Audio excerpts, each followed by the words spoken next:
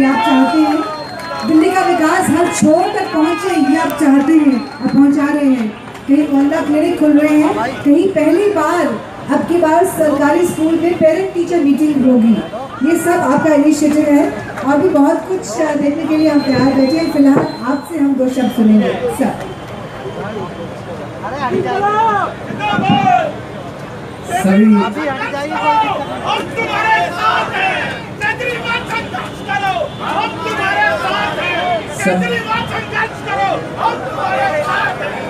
सभी को मेरा नमस्कार, सत श्री अकाल। दोस्तों, सबसे पहले आज दिल्ली के लोगों को बहुत बहुत बधाई देना चाहता हूं कि आज ये एलिवेटेड कॉरिडोर का शुभारंभ हो रहा है। पीडब्ल्यूडी को बधाई देना चाहता हूं जिन्होंने खूब रात दिन मेहनत करके, उनके इंजीनियर्स ने, सभी जो ठेकेदार हैं उन्होंने, उनके कर्मचारियों ने रात दिन मेहनत करके इसको समय से कम समय में पूरा किया और कम लागत में पूरा किया। उनको मैं बहुत बहुत बधाई देना चाहता हूं और शुक्रिया अदा करना चाहता हूं। अभी तक जैसा हर प्रोजेक्ट में हम लोगों ने देखा, हर प्रोजेक्ट के अंदर कम कॉस्ट के अंदर प्रोजेक्ट पूरे किए जा रहे हैं। जैसे आज का ये जो फ्लाईओवर है, एलिवेटेड रोड है, 560 करोड़ में बनना था, लेकिन 450 करोड़ रुपए के अंदर पीडब्ल्यूडी ने इसको पूरा कर दिया। मैं समझता हूं, मेरे को तो याद नहीं आ रहा कि आज़ादी के बाद से आज तक 70 साल की भारत के इतिहास में इस किस्म की हमें कभी सुनने को मिला हो कि जितनी लागत थी उससे कम में प्रोजेक्ट पूरे हुए हों। पहली बार ऐसे हो रहा है। अगर कुछ पैसे बच जाते होते उनके तो और 2-4 आइटम बना के और उसको, उस पैसे को भी पूरा कर देते। कभी आज तक बचत होते हमने नहीं सुनी। जैसा अभी सत्येंद्र जी ने बताया, अभी फिलहाल ही प्रधानमंत्री जी फरवरी के महीने में बिहार के हाजीपुर में एक रेल रोड का फ्लाईओवर का उद्घाटन करके आए, जो 600 करोड़ में बनना था, लेकिन 3000 करोड़ के अंदर बनके पूरा हुआ। वहीं पे 560 करोड़ का फ्लाईओवर दिल्ली में 450 करोड़ के अंदर बनके तैयार हुआ। ये केवल और केवल एक ही कारण है, क्योंकि आप लोगों ने एक ईमानदार सरकार को वोट किया था। ईमानदार सरकार को आप लोग लेके आए। लेकिन सबसे बड़ी बात यह है, पीडब्ल्यूडी ने कम समय में किया, पीडब्ल्यूडी ने कम लागत में किया, लेकिन केंद्र सरकार की सारी कोशिशों के बावजूद केंद्र सरकार ने पूरी एड़ी चोटी का पसीना बहा दिया। भारतीय जनता पार्टी ने पूरी एड़ी चोटी का पसीना बहा दिया। प्रधानमंत्री जी ने पूरी एड़ी चोटी का पसीना बहा दिया कि ये फ्लाईओवर पूरा ना हो, लेकिन पीडब्ल्यूडी ने फ्लाईओवर पूरा करके दिखा दिया। इसके लिए दिल्ली के लोगों को और पीडब्ल्यूडी को सलाम है। वो पूरी कोशिश कर रहे हैं। एक एक फाइल के ऊपर प्रधानमंत्री जी के दफ्तर से नृपेंद्र मिश्रा, जो प्रधानमंत्री जी के सचिव है, निजी सचिव हैं, सेक्रेटरी हैं, वो दिल्ली सरकार की एक एक फाइल को मॉनिटर कर रहे हैं। एक एक फाइल के अंदर पुलिस भेज के उसकी इंक्वायरी करवाते हैं। उनकी सारी इंक्वायरी के बावजूद एक पैसे का भ्रष्टाचार मोदी जी नहीं निकाल पाए।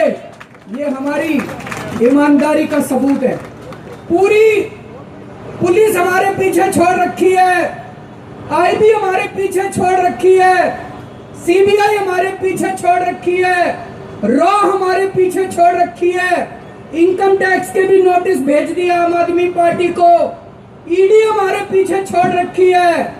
फिर भी प्रधानमंत्री जी एक पैसे की हमारे काम के अंदर अड़चन नहीं निकाल पाए। इसके लिए भी मैं सलाम करता हूं। पीडब्ल्यूडी कभी सुना था? पीडब्ल्यूडी का जब आप नाम लिया करते थे तो ये आता था मन में कि कोई भ्रष्टाचार की संस्था है।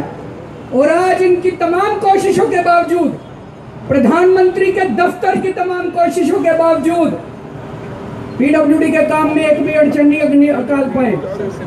अभी ये एक बीआरटी कॉरिडोर आप लोगों ने, पूरी दिल्ली कह रही थी वो बीआरटी कॉरिडोर हटाओ, वहां पे रहने वाले सारे लोग कह रहे थे बीआरटी कॉरिडोर हटाओ। हम जब चुनाव लड़े थे, चुनाव के अंदर हम लोग वादा करके आए थे वहां पे ग्रेटर कैलाश और आसपास की कॉलोनी वालों को कि बीआरटी कॉरिडोर हटाएंगे। हमने बीआरटी कॉरिडोर हटाया, 4 करोड़ रुपए लगे बीआरटी कॉरिडोर हटाने में, और बीजेपी वालों ने पुलिस में कंप्लेन कर दी कि केजरीवाल 15 करोड़ खा गया। 4 करोड़ के काम में बीजेपी वालों ने कंप्लेन कर दी, 15 करोड़ खा गया केजरीवाल। उन्होंने पुलिस भेज दी, पुलिस फाइलें ले गई, अभी तक 1 पैसे का भ्रष्टाचार नहीं निकला। 1 पैसे का निकल जाता तो केजरीवाल को अभी तक जेल भेज देते ये लोग। 1 पैसे का भ्रष्टाचार नहीं निकला। ये पूरी कोशिश कर रहे हैं मोहल्ला क्लिनिक ना बने, लेकिन आज मैं दिल्ली वालों को कहना चाहता हूँ मोहल्ला क्लिनिक बना के दिखाएंगे। प्रधानमंत्री जी जो मर्जी करके दिखा दें। ये पूरी कोशिश कर रहे हैं कि दिल्ली का विकास ना हो। मैं प्रधानमंत्री जी को चैलेंज करता हूँ, हिम्मत है तो दिल्ली के विकास को रोक के दिखा दो।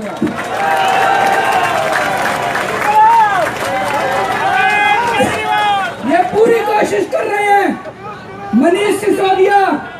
मनीष सिसोदिया के काम में टांग अड़ाने की, कि मनीष सिसोदिया स्कूलों का विकास ना कर सके। मैं नरेंद्र मोदी जी को चैलेंज करता हूं, हिम्मत है तो शिक्षा मंत्री को मनीष सिसोदिया को रोक के दिखा दो। प्रधानमंत्री जी, ये बड़े शर्म की बात है कि आप अपनी हार का बदला बचा नहीं पा रहे हैं।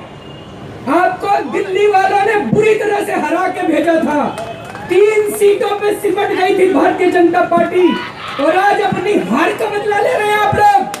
पूरा देश देख रहा है, अगर आप अपनी हरकतों से बाज नहीं आए तो पंजाब में भी आम आदमी पार्टी आएगी, गोवा में भी आम आदमी पार्टी आएगी, और आपके गुजरात में भी आम आदमी पार्टी की सरकार बना के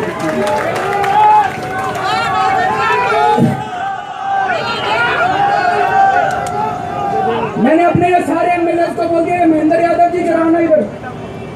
ये महेंद्र यादव है भाई साहब, इनके इलाके में 3 साल की बच्ची का बलात्कार हुआ, 3 साल की बच्ची का। ये वहां पे प्रदर्शन करने के लिए गए कि भाई बलात्कारी को पकड़ो, बलात्कारी को तो नहीं पकड़ा, इनको 3 दिन के लिए जेल में डाल दिया। ये नरेंद्र मोदी जी की पुलिस है और नरेंद्र मोदी जी की सरकार है। आज हमारे 2 एमएलए को पकड़ के जेल में डाल दिया। मैंने इन सबको कह दिया, भाई अपने अपने घर में बात कर लो, जेल जाने के लिए तैयार रहो। सबको जेल जाना पड़ सकता है, हो सकता है मरवा भी दे, इनका कोई भरोसा नहीं है। कोई आया था मेरे पास, बोला केजरीवाल जी बड़े किस्मत वाले हो। मैंने कहा क्यों? बोले आपको तो जेल ही भेजा है, गुजरात में तो एनकाउंटर करवा देते थे ये लोग। ये गुजरात मॉडल है भाई साहब इनका। तो मैंने सारे अपने एमएलए को बोल दिया, सारे वॉलंटियर्स को बोल दिया, ये जितने वॉलंटियर है हमारे, एक एक आदमी अपनी अपनी नौकरी छोड़ के बैठा है, एक एक आदमी ने देश के लिए कुर्बानी करी है। उनको सबको बोल दिया मैंने, देश कुर्बानी मांग रहा है, कुर्बानी के लिए तैयार रहना। ये धर्म युद्ध है, धर्म युद्ध। जैसे कुरुक्षेत्र के अंदर कौरवों और पांडवों के बीच में धर्म युद्ध हुआ था। कौरवों के पास सेना थी, कौरवों के पास सब कुछ था, इनके पास पुलिस है, इनके पास आईबी है, इनके पास रॉ है।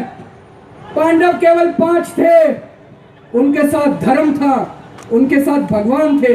हमारे साथ धर्म है, हमारे साथ भगवान है।